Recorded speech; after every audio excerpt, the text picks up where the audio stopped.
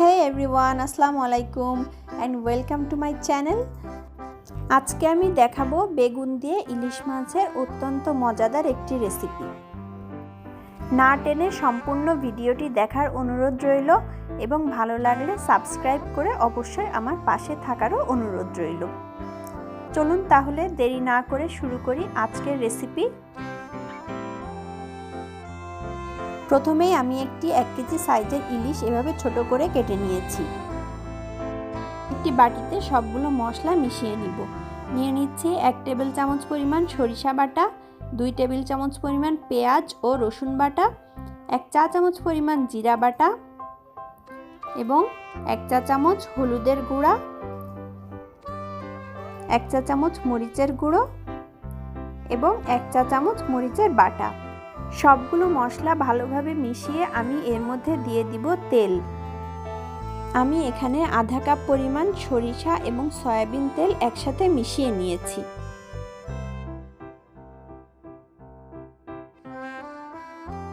মশলাটি ভালোভাবে মেশানো হলে আমি এভাবে মাছের উপরে দিয়ে দিব এবং ভালোভাবে মাছের সাথে মেখে নিব।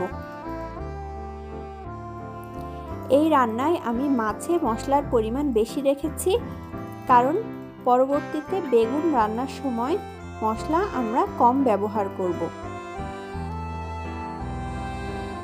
সবশেষে 4-5টি কাঁচামরিচ এবং পরিমাণ মতো লবণ দিয়ে মাছটি আবারও একটু মাখিয়ে নিব।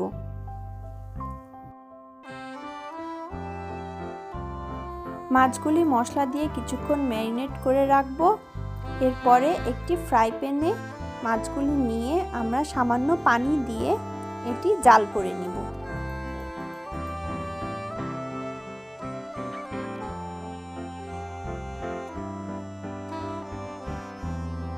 মাছগুলো জাল হওয়া অবস্থায় আমরা অন্যদিকে বেগুন রান্নার জন্য প্রস্তুত করব। আমি এখানে বেগুনগুলো এভাবে বড় বড় টুকরা করে কেটে নিয়েছি। একটি কড়াইয়ে আমি সামান্য তেল নিয়ে এর মধ্যে দিয়ে দিব 1/4 কাপ পরিমাণ পেঁয়াজ।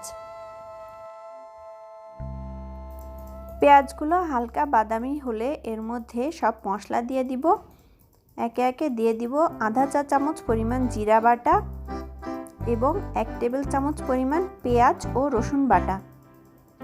ভালোভাবে নাড়াচাড়া করে এর মধ্যে দিয়ে দিচ্ছি কাঁচামরিচ, পরিমাণ মতো লবণ এবং আধা চা চামচ হলুদের গুঁড়া। সামান্য পরিমাণ পানি দিয়ে মশলা ভালোভাবে কষিয়ে নিব এবং ততক্ষণ পর্যন্ত কষাবো যতক্ষণ না এর কাঁচা গন্ধ চলে যায়। এরপর আমি এর মধ্যে দিয়ে দিব 4 কাপ পরিমাণ পানি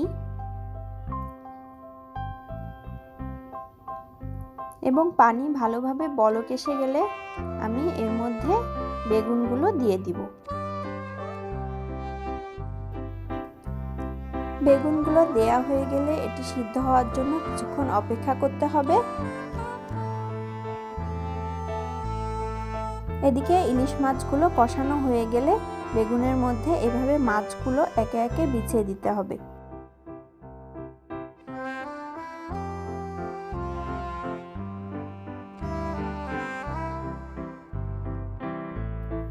মাছগুলো দেওয়ার পরে বেশ কিছুক্ষণ জাল করে ঝোল শুকানো পর্যন্ত অপেক্ষা করতে হবে।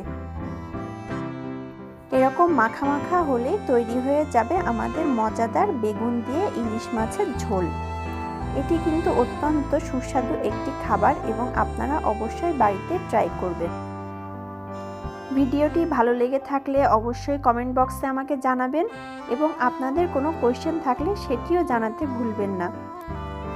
সেই সাথে অবশ্যই আমার চ্যানেলটি সাবস্ক্রাইব করবেন এবং আমার পাশে থাকবেন। Thank you for watching. See you in the next video. By.